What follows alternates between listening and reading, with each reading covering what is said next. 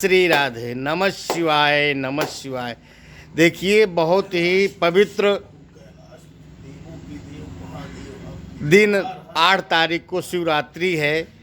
तो इसमें जो कोई अपने ग्रहों को ख़त्म तो नहीं कर सकते, मगर ग्रहों को अपने फेवर में, अपने कार्य हेतु अगर करवाने की कृपा चाहते हैं, चूँकि ग्रह व्याप्तमिदं सर्वत्रिलोकम सचराचरम सचराचरम। इसका मतलब है कि ग्रह ही इस सराचर में, इस राज्य को देते हैं। ग्रह ही हमें हर चीज़ से परिपूर्ण करते हैं। ये संसार जो है, तीनों लोग जो है, ग्रहों के ही अधीन है। इसमें हमको हर तरह की वस्तुएं प्राप्त होती हैं। ग्रहों में इतनी बड़ी शक्ति है। तो जिसके कुंडली में सप्तम भाव में मान लीजिए गुरु बैठे हैं, वैसे तो कुंडली में सप्तम भाव में कोई ग्रह ना हो तो अति उत्तम है, मगर फिर भी हमारा जो पूर्ण कर्म है, जो पूर्ण हमारा है, उसमें अगर ऐसे कोई ग्रह विराजमान है तो फिर उसमें हम केवल भोलेनाथ की शरण में ही जा कर के उसको शांत कर सकते हैं। जैसे केतु बैठे हों सप्तम भाव में, राहु बैठे हुए, यहाँ तक कि गुरु भी अगर बैठे हुए हैं, तब भी आपको शिवरात्रि के दिन गन्ने के रस से रुद्राभिषेक करें और नमामि समीसान निर्वाण रूपम का पाठ करते हुए आप अपने ग्रहों को अपने फेवर में या अपने कार्य सिद्धि हेतु एक कार्य कर सकते हैं। फिर आप जो है उन ग्रहों को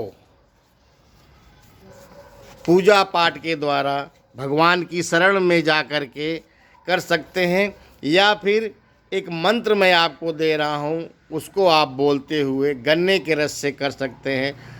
ओम ह्लीं क्लीं हुंग मातंगे फट्ट स्वाहा। उससे भी आपको जीवन में बहुत कुछ हासिल हो सकता है। क्योंकि देखिए, गन्ने का जो उत्पत्ति होती है, उसकी जड़ जो है, जो किसान लोग हैं उनको पता है, उसकी जड़ बहुत नीचे तक रहती है। और हमारा जो जीवन है, जो हमारा कष्ट है, जो हमारा सुख है, ये इस युग का नहीं है, हमारे युगों युगों का है। जैसे भीष्म पितामह जी जब सरसैया पे लेटे थे तो उन्होंने भगवान श्री कृष्ण से पूछा कि ये प्रभु क्यों ऐसा मेरे साथ हुआ है। तो उनको कई पीछे योनियों में ले गए और दिखाया कि देखिए, आपने ऐसा कर्म किया था, इसलिए आपको ऐसे इस मनुष्य जीवन में भोग संताप मिल रहा है। तो देखिए, वो तो बहुत बड़े साधक थे, बहुत बड़े महात्मा थे, बहुत बड़े योगी थे, जो कि साक्षात भगवान विष्णु से बात कर रहे हैं। हम मनुष्य हैं और एक कलिकाल है, कलयुग में हमारी उत्पत्ति हुई है। तो कलयुग केवल नाम आधारा, सुमिर सुमिर नर उतर ही पारा।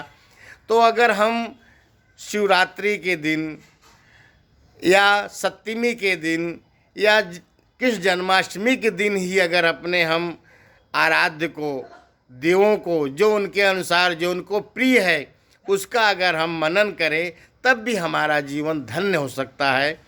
तो मेरी आप लोगों से यही प्रार्थना है। क्योंकि वैसे लोग आते हैं, कहते हैं कि गुरुजी हम बहुत परेशान हैं।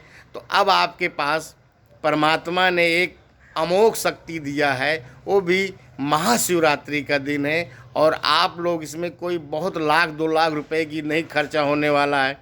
क्योंकि आप किसी भी ज्योतिषी के पास जाएंगे, वो आपको लंबी लिस्ट पकड़ा देगा। और उसमें भी क्या है भाई, मजबूरी है।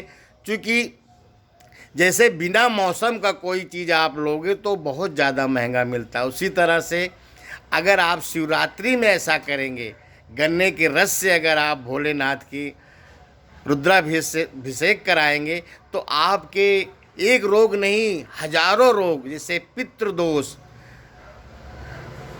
जैसे आज के तारीख में पितृदोष से पूरा परिवार परेशान है। पितृदोष हुआ, काल सर्प दोष हुआ, और कुंडली के बहुत ऐसे दोषों हैं जो कि मनुष्य को बहुत ही पीड़ा होती है, बहुत ही कष्ट होता है। या जिसके शरीर में बहुत दिन से रोग लगा हुआ है, वो रोग दवा करा करा के थक गए हैं, उसका कोई इलाज नहीं डॉक्टरों के पास, तो आप महाशिवरात्रि के दिन गन्ने के रस से, उसमें इतना सस्ता तो गन्ने का रस है कि इतना सस्ता तो आपका जो भोजन है ना वो भी इतना सस्ता नहीं होगा। तो आप गन्ने के रस से रुद्राभिषेक कीजिए और चाहे मंत्र जाप कीजिए, चाहे किसी ब्राह्मण से कराइए या स्वयं कीजिए, मगर इससे आप कीजिए, आपके जीवन के जो भी कष्ट है, पीड़ा है, दूर होगी। और यही बोलते रहिए नमामि समीसाय निर्वाण रूपम या नमः शिवाय नमः शिवाय। या अगर आपको और श्रद्धा है भगवान के प्रति तो मैं आपको एक मंत्र दे रहा हूँ, उस मंत्र से भी आप कर सकते हैं। ओम, आपको ओम एक बार बोलना है, ह्लीं क्लीं हुं मातंगे फट्ट स्वाहा। ये 10 महाविद्याओं का बीज मंत्र है। जैसे हमारा जो आम होता है, आम कितना छोटा होता है मगर उसका वृक्ष बहुत बड़ा होता है, तो इसी तरह से ये बीज मंत्र है, इसको भी आप कर सकते हैं और अपना जीवन धन्य बनाइए। जय जय श्री राधे, जय जय श्री राधे। नमः शिवाय, नमः हर हर भोले, नमः शिवाय नमः शिवाय, हर हर भोले, नमः शिवाय। जय सनातन, जय सनातन, जय सनातन।